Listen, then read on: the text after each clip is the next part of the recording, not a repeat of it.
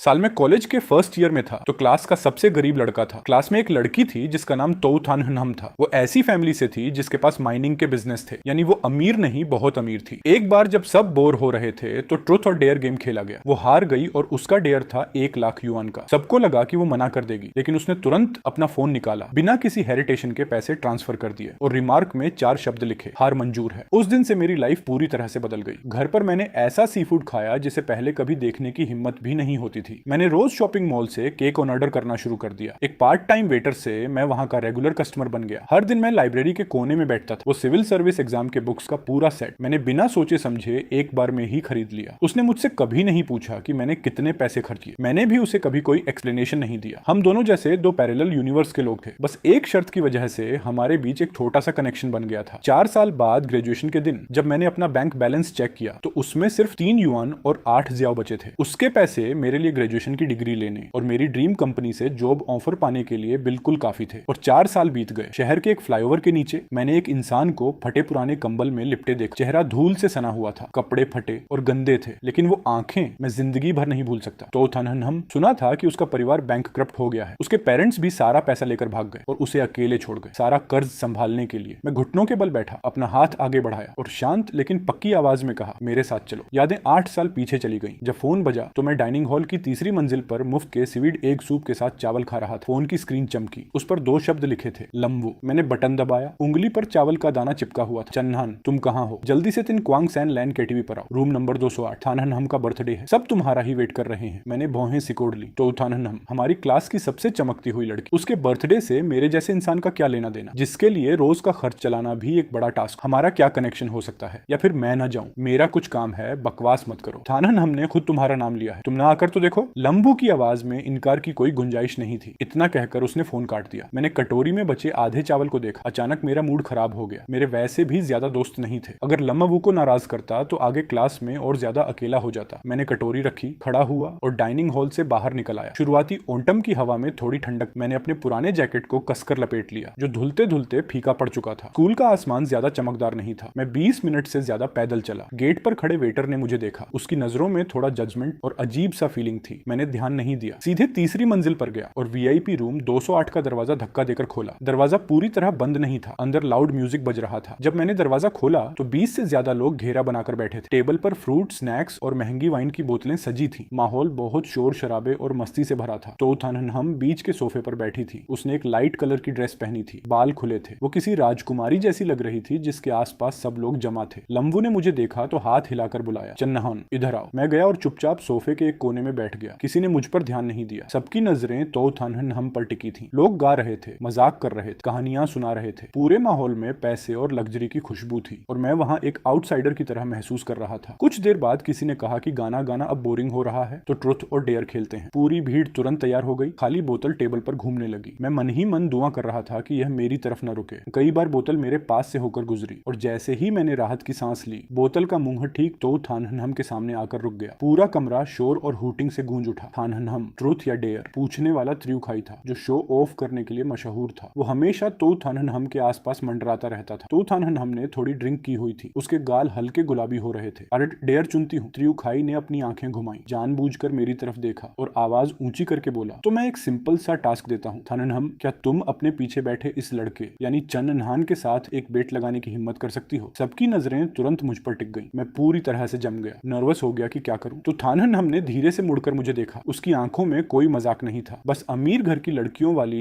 एक खास डिग्निटी थी और दुनिया की हर चीज को जानने की क्यूरियोसिटी थी। क्या बेट है? त्रियुखाई हंसा। उसकी हंसी में थोड़ा चैलेंज था। क्या तुम अभी के अभी इसे 1 लाख युआन ट्रांसफर करने की हिम्मत रखती हो? बोलो क्या कहती हो? कमरे में अचानक सन्नाटा छा गया, लेकिन अगले ही पल बहुत तेज हंसी का ठहाका गूंजा। त्रियुखाई, तुम पागल हो गए हो क्या? ये तो बस एक मजाक। हाँ, सही कहा। थानहनम ऐसा सच में कैसे कर सकती है? ये तो बहुत अजीब बात। त्रियुखाई ने अपने कंधे उचकाए। चेहरे पर एक घमंड था। क्यों? हिम्मत नहीं है क्या? हिम्मत नहीं है तो 3 ग्लास वाइन पीनी पड़ेगी। वो जानबूझकर ऐसा कर रहा था। वो तोउथानहनम को भी नीचा दिखाना चाहता था और मेरे जैसे गरीब लड़के की बेबसी का तमाशा भी देखना चाहता था। सब लोग तोउथानहनम को देख रहे थे। मुझे महसूस हुआ कि मेरा चेहरा गर्म हो रहा है। हथेलियों में पसीना आ गया था। 1 लाख युआन, उनके लिए यह बस एक मजाक का नंबर था। लेकिन कुछ दिन पहले ही मेरी माँ ने फोन पर कहा था कि घर में पिता के इलाज के लिए अभी भी 10,000 युआन कम पड़ रहे हैं। वो इस बात से इतनी परेशान थी कि रात भर सो नहीं पाई थी। उस वक्त मैं वहां एक जोकर की तरह लग रहा था जिसे सब देख रहे थे। मेरी सेल्फ रिस्पेक्ट रिस्पेक्ट को पैसों के नीचे कुचला जा रहा था। तोथानहनहम ने कुछ नहीं कहा, बस चुपचाप मुझे देखती रही। उसकी नजरें बहुत शांत थीं, न तो कोई मजाक था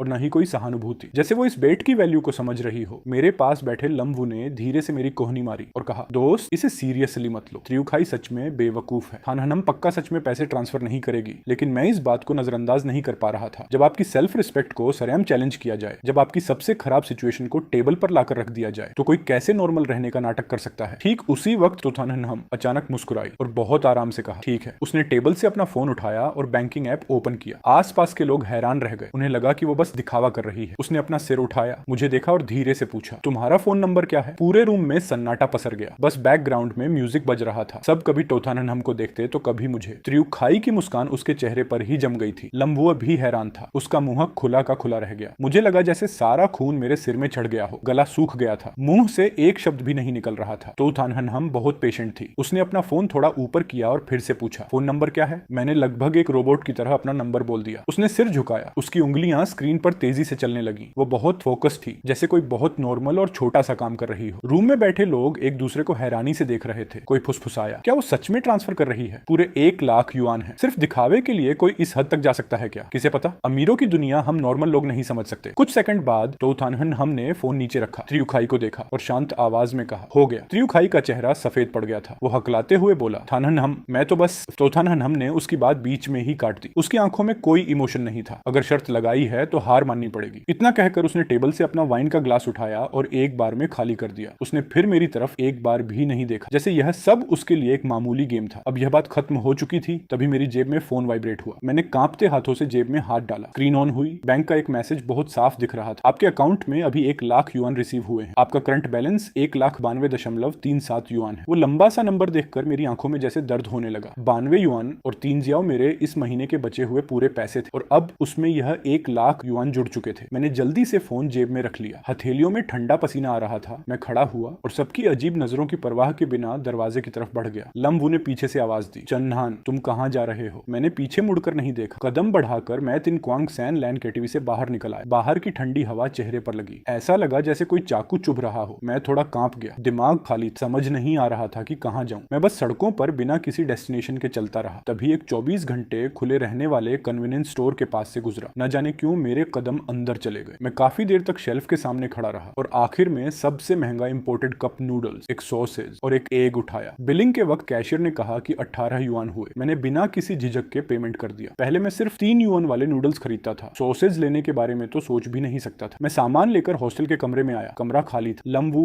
और बाकी लोग अभी तक नहीं आए थे। मैंने गर्म पानी किया। नूडल्स से उठती भाप ने मेरी आंखों के सामने धुंध ला दी। तब जाकर मुझे महसूस हुआ कि हाँ, मैं सच में जी रहा हूँ। मैं टेबल के सामने बैठा, फिर से फोन उठाया और उस मैसेज को देखने लगा। मैं बार बार उस नंबर को काउंट कर रहा था। 1 लाख युआन। यह पैसा मेरी माँ की चिंता दूर कर सकता था। यह पैसा मुझे डाइनिंग हॉल में मुफ्त के खाने के लिए लाइन में लगने से बचा सकता था। यह पैसा मुझे दूसरों के सामने झुककर जीने से बचा सकता था। यह पैसा मुझे एक नॉर्मल इंसान की तरह जीने का मौका दे सकता था। मैंने पूरा नूडल्स खाया, यहाँ तक कि उसका सूप भी पूरा पी गया। फिर एक नई नोटबुक और एक पेन निकाला। हाथ अभी भी थोड़े कांप रहे थे, लेकिन आंखें बहुत सीरियस। नोटबुक के पहले पेज पर मैंने बहुत जिम्मेदारी से 4 शब्द लिखे। 4 साल का प्लान। कॉलेज के 4 साल यानी टोटल 48 महीने। हर महीने का खर्च मैंने अपने लिए 850 युआन फिक्स किया। 48 महीने के हिसाब से यह 40,800 युआन हुआ। 1 साल की कॉलेज फीस 5,500 युआन थी। बाकी के 3 साल के लिए 16,500 युआन। पोस्ट ग्रेजुएशन एग्जाम के बुक्स और स्टडी मटेरियल के लिए लगभग 6,000 युआन। मां के इलाज के लिए घर भेजने के लिए 10,000 युआन और बाकी छोटे मोटे खर्च जैसे class fund, ID card photo और दूसरी चीजें मिलाकर 1,200 युआन। बहुत ध्यान से